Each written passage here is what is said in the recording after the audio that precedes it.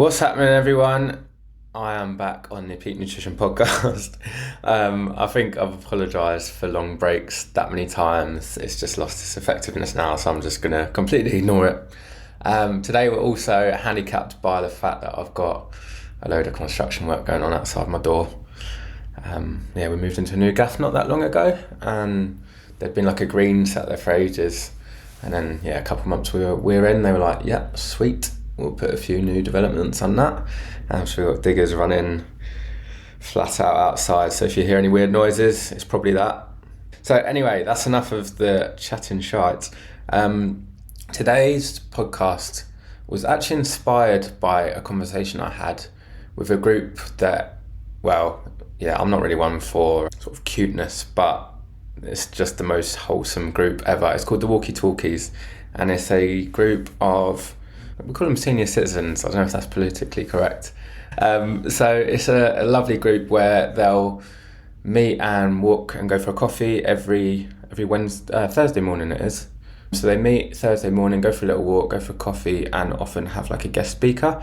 And unfortunately, one week they had someone couldn't do their talk, so they had to scrape the barrel and get me in last minute. So it was the absolute dregs. But it was actually such a cool conversation, and they asked amazing questions. They were really interactive.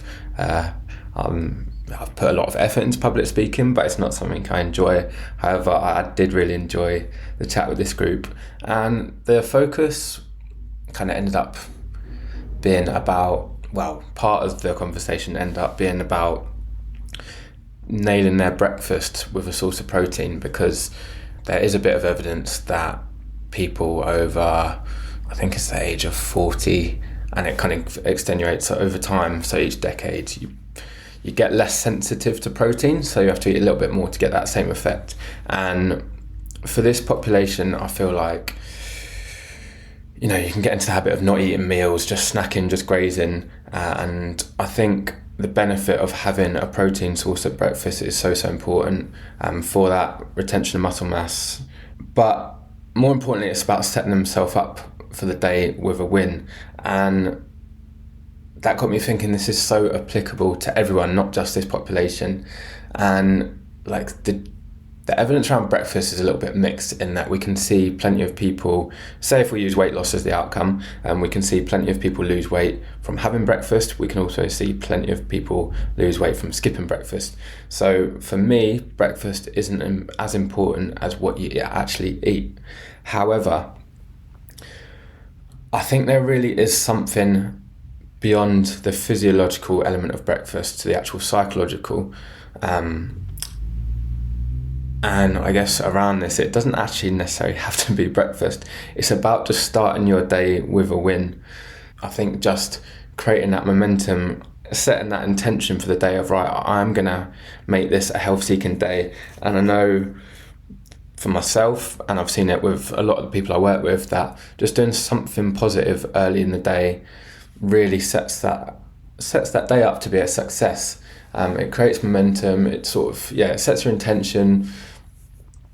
And we often see once one positive habit occurs, it creates a bit of a cascade of events for the rest of the day. I think I've said the same thing about 3 times in a different way there, so apologies for that. And I guess why I really wanted to make this podcast today was because I think this time of year is crucial around that. And where you can get into a habit of eating your Lindt balls for breakfast, and I love a mimosa and Lindt balls as much for breakfast as much as anyone. However, if we can set ourselves up with some kind of early win, and I would say breakfast is a good anchor, because no matter what social event you've had the night before, it sort of draws the line in the sand to be like, right, no, I've done that stuff for my social health, now let's make a conscious decision for my physical health. And then you're far more likely to, go out for a walk afterwards, things like that. So if we can have a balanced breakfast with a source of protein, with some whole grains, that's going to manage our appetite and create a little bit of structure and consistency in a period that really lacks structure and consistency. I would really encourage you to use that breakfast as an anchor, so that you're not just grazing all day, you're having a bit more of a solid meal, comprehensive meal, so that you're not just going to start smashing your celebrations box. Then, I don't know, you might just have a couple of beers at lunch, start snacking on your crisps and your cheese. So if we can add some kind of routine and regular meals in this festive period, I think it's really, really important. But like I said, the benefit of this goes beyond the breakfast.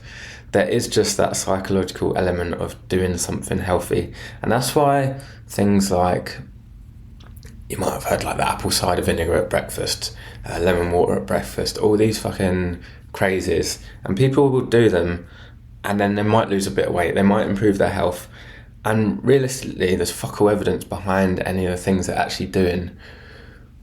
But it's not placebo, but it's the psychological benefit of doing that thing means they're often far more likely to make healthy choices throughout the day.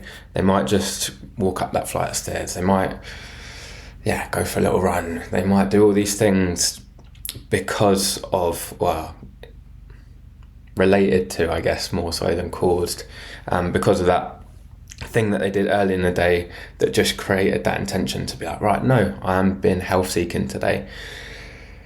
So that's kind of all I wanted to touch on, was that at this kind of mental time when there's just mad stuff going on constantly, I would encourage you to have an anchor at the start of the day, just some sort of small win. I do think breakfast is a brilliant one, and that doesn't necessarily have to be like as soon as you wake. It can be 8, 9, 10, whenever you start actually getting hungry.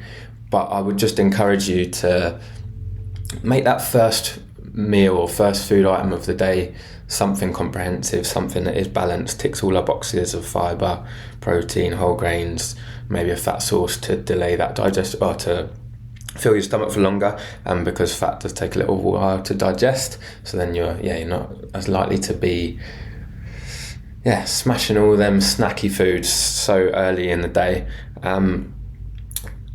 And this is one of the sort of pillars of my philosophy around festive nutrition, and I'm actually putting together my very best ideas, my tips and tricks, into a free training that I'll be releasing on Monday. So please keep an eye on that.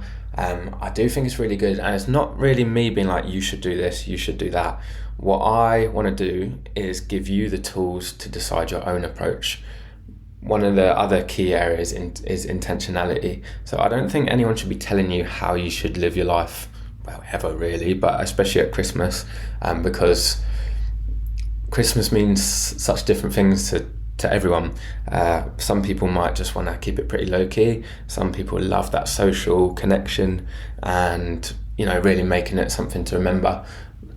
And there's no right or wrong around this, but what I want you to do is be empowered to make that decision for yourself. So rather than it just being like, just doing something because everyone else is doing it, or I feel like I should be getting on the piss all the time at this time of year, like no one should be telling you what to do. So I want to give you that control, that purposefulness around it. And that's kind of what my training's designed around, is to just put a little bit more thought into it, so that you're going to start January a bit more like, I'm happy with how that went. And then once we've kind of worked out, I guess, where you sit on that continuum between, fuck it, it's only Christmas once, to I'm going to just carry on as normal. Once we've set where you are in that spectrum, then I'll start giving you the tools and all the raw materials to actually be able to make it happen. So keep an eye on that.